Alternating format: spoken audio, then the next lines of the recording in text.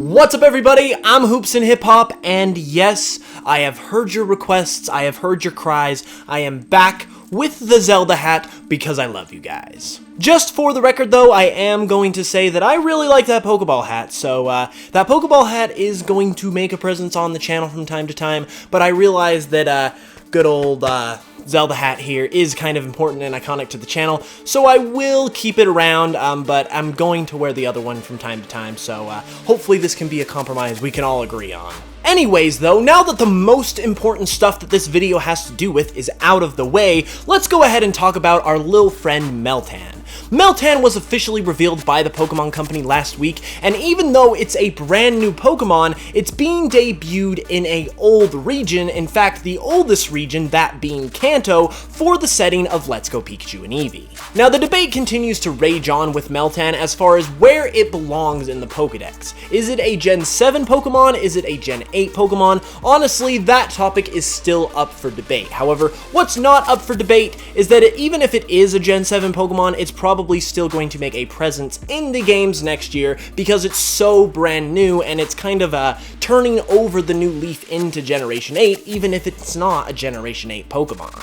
All of the debates and arguments aside, however, the fact of the matter is that we've got a very brand new Pokemon making its debut in a very old region, which frankly is something we've never seen before in Pokemon, so obviously some explanations are going to be in order, and I am here for you guys to explain exactly what is going on. In this video, I'm going to explain to you guys what very well could be Meltan's legitimate connection to Kanto and why it's making its debut in Kanto, but I am also going to explain to you guys how Meltan could possibly connect to Gen 8 and how it could be the thing that links Kanto in Let's Go Pikachu and Eevee together with Generation 8 and basically is kind of the bridge between the two. I'm going to admit this is some very, very interesting and fascinating stuff we're going to be talking about here, so let's just go ahead and dive right in. Okay, so naturally the first thing we need to do here is take a look at Meltan itself and see what clues about its design we can eventually uncover about what it could mean as a whole. Well, if you look at Meltan, clearly the obvious thing here is that it's made of metal, more specifically liquid metal. On the official Pokemon website, it goes into detail specifying how Meltan is made up of liquid metal and it can conduct electricity and different things like that. So the fact that it is a liquid metal Pokemon is basically the most important detail we have about it right now. So, given that fact, it is very likely that Meltan takes a large inspiration from the most infamous and well-known liquid metal, mercury. Mercury is a liquid metal and is an element that is very well known for its helpful properties, however, it's also known for being a toxic substance as well, that if you ingest into your body, you're basically done for, so it's definitely not your everyday, average, happy-go-lucky sort of element. The reason why mercury is so important here though, outside of just being likely the main inspiration for Meltan, is because if we take a closer look at the element itself, we can very easily find out that mercury actually occurs on Earth in the form of the rock Cinnabar, and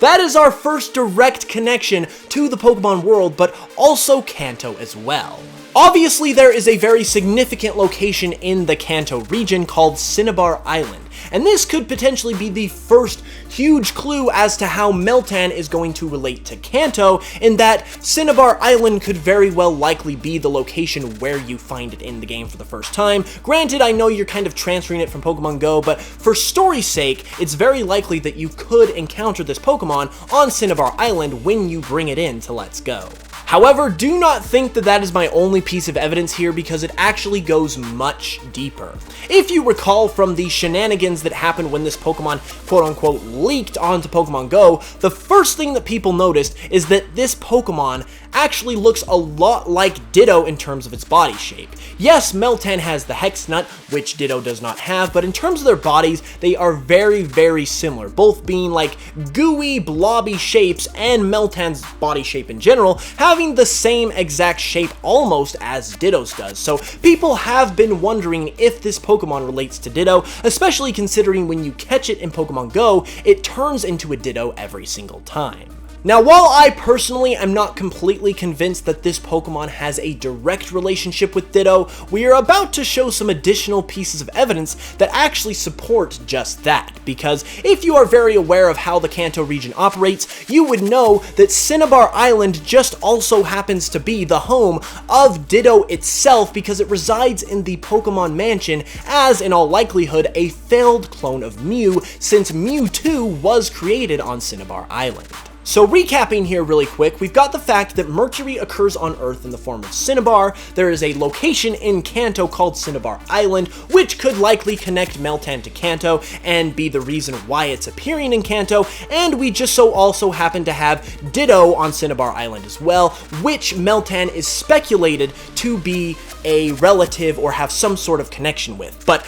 once again, this is about to go even deeper. A detail about the future of Pokemon that many people have forgotten about to this point, given the fact that we don't really know anything about it, is that next year's Pokemon movie, that is the Pokemon movie coming out in 2019, is actually a remake of Pokemon the first movie, Mewtwo Strikes Back, and this has a number of huge implications for the future of Pokemon, including Meltan. Because this is going to be a movie not only about Mewtwo, but a remake of the very first Pokemon movie, this is going to be yet another Kanto-centric movie, which obviously is going to be in some way continuing to support Let's Go, but more importantly, the main setting of this movie is going to be in Let's Go. And the reason why this is significant is because even though this is a remake of the first Pokemon movie, we know with movies like Pokemon I Choose You that they're going to incorporate some new elements. And as with Pokemon movies and how they do, there is likely going to be a brand new Pokemon